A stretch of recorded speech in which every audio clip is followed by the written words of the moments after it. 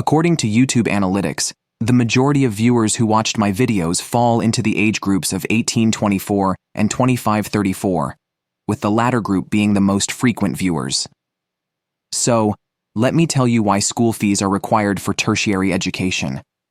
I was 4 years old when Seaga stopped free education at the tertiary level.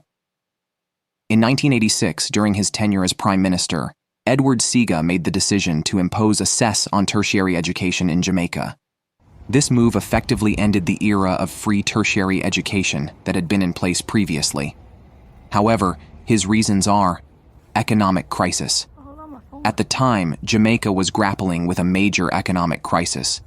The country faced significant financial challenges, and the government needed to find ways to stabilize the economy and manage its resources.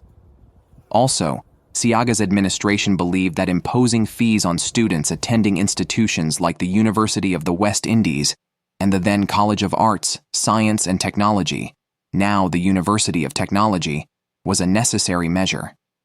The funds generated from these fees were intended to support the institutions and maintain their quality of education. September 2002. During an interview, Seaga was bawling and expressed regret over this decision.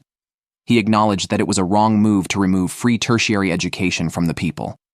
He even stated that if given the opportunity to lead the country again, his party, the Jamaica Labour Party, JLP, would be committed to removing the cess.